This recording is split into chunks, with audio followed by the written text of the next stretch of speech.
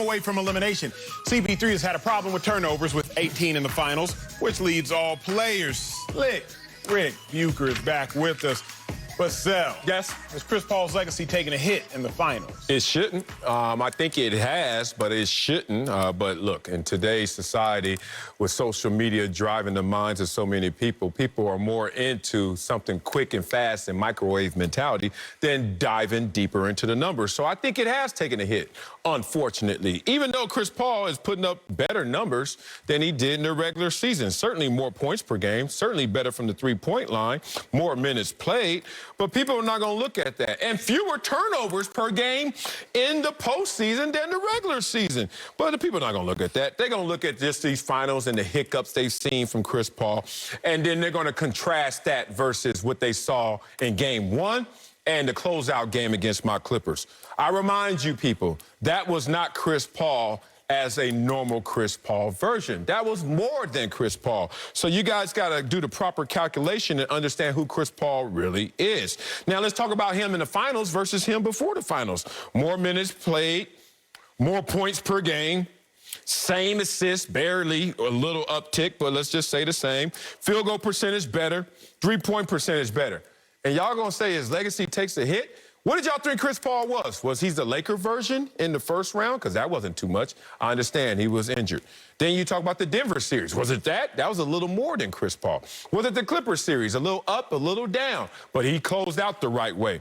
I don't think that his legacy should take a hit. But I know who I'm dealing with. I know the crowd that I'm talking to. So you guys are going to be lazy and say it should take a hit, even though it shouldn't. Viewers, I hope you caught how Marcellus Wiley tried to preemptively attack our narrative, saying you guys are going to be lazy. So now when we say the truth, you all perceive that we are lazy. Viewers, don't let his Columbia education get to you. Oh, look at that. 8 Mile. Chris Paul's legacy has taken a hit. It's taken a huge hit. Marcellus, you can't have it both ways, big dog. Okay. If Chris Paul is a top 5 point guard of all time or a top 6 point guard of all time, whatever you want to call it, then I expect that kind of performance in his one and only NBA Finals appearance thus far. You cannot have it both ways. Don't tell me that Chris Paul is only a 20-9 guy, but then come the NBA Finals, when we expect him to do more, I don't know, give us 30-12. Give us 28-12. Give us something greater. Then all of a sudden, I mean, Chris Paul is just a human. I mean, what did y'all expect? I mean, Chris Paul was, this is who Chris Paul is. No, if you're the greatest, I want to see your greatest in the greatest moments. That's what I want. Giannis has given us his best in the biggest moments. Giannis hasn't had back-to-back 40-point games. He reserved that for the NBA Finals. And it's not even that he reserved it. He went and found it. So he went and found the best version of himself. Devin Booker, back-to-back 40-point games. He didn't reserve it. He went and found the best version of himself. Jrue Holiday just played the best game of his career. He didn't reserve it. He just went and found the best version of himself. Chris Paul, in this moment, I'm not asking you to give us something that doesn't exist. I'm just asking you to go find the best version of yourself. And because he has not done that, his legacy has taken a hit. What? Because legacies are meant to grow in the NBA Finals, like Giannis's has grown, like Jrue Holiday's has grown, like Chris Middleton's has grown, like Booker's has grown. But Chris Paul's legacy, at a minimum, it stayed the same. And if his legacy has stayed the same while everyone else's has grown, then in perspective of everyone else, his legacy has taken a hit. Oh, God. So what's worse, being lazy or intentionally misspeaking? Which one of those is worse? Oh, I have to interrupt because you. You misspoke right from the beginning. We can't hear you. You started with that. If I'm a top 5, top 6 point guard all time, don't start there. Don't start with the premise that we already discussed and dismissed and you yourself agreed with. So don't start with false suppositions. You gone. Because the reality is, all of this has to do with when framing. you try to come at me and you ain't got nothing to say. You ain't got nothing to say. Get out of here. Look at that. Acho. Come on. Let's talk about this legacy right now. Because you, like others, fell into the trap. I know we haven't hung out just yet, but I can tell what kind of friends you are when we hang out. Hey, Sel, first of all, stop elbowing me, dog. Hey, Sel, you see that? You see that? Because you knew the LA. Hey, guess who that is? Hey, guess who that is? Acho. Yeah, that's the homie from 3rd grade. Yeah, he just blew up, and you just now meeting him in the first time. You thought Chris Paul was the dude that finished off the Clippers series. That ain't who Chris Paul is. You love the law of averages, but now you don't want to respect what average looks like in this respect. My brothers, we used to go to the club all the time. I used to be super single. Like, boy, I earned my nickname, that dude. Let's talk about that. Now, we used to always say, because I used to fall in love every other night. Like, every other night. Oh, my God, I'm the one elbowing. Hey, dog, hey, dog. And then we used to always say 2 things.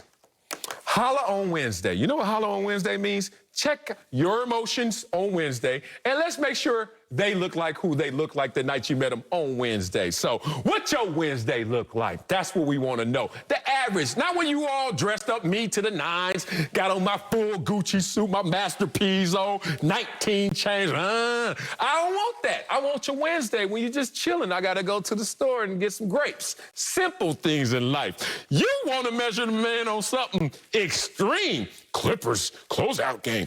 Game 1 in this finals. Let's talk about judging a man against himself. Judge a man by the distance traveled. His minutes are up, and he's old as hell. His points per game are up, but you don't want to give it any credit. His assists per game are up, but you don't want to get any credit. His field goal percentage is better, but you don't want to get any credit. And his three-point percentage is better than it's been this entire postseason. Finals versus postseason. Chris Paul right now is actually a better version. His Wednesday checks out. It's time to go on a second date. But you want to sit there and take a shot just because Giannis is doing a little bit better in terms of result than Chris Paul. I'm taking a shot because I've seen too many worse. 15 turnovers over 3 games. You and I want to go stat for stat. We can do that, but I'd rather not. Whoa. I've seen too many worse, Sel. He hasn't had 15 turnovers over 3 games in the playoffs since 2012. Yeah, it's been a minute. And we're not even talking about a regular playoff game. We're talking about the NBA Finals. If you do everything you can for this moment, I need to see your best in this moment, and I need your best to be greater than everybody else's, particularly if you're a greater player. If Chris Paul was Jay Crowder, hey, no blood, no foul, big dog. Like, I only have so many expectations for you. If Chris Paul was Campaign, Bridges, but the only person in this series that is currently in the conversation for top 5 all time at their position. There's only one person. Giannis isn't in that conversation. Book isn't in that conversation. Chris Paul is the only person in the conversation for top 5 all time at his position. Yeah. Then I need to see his best, and I need his best to be better than everybody's best, including Books, including Giannis, including Middleton, and for dang sure including Drew Holiday. I'll give it to you like this. You better give it. Let me talk to you like our brother Colin Cowherd would. Chris Paul's best game of this series was his 32-9.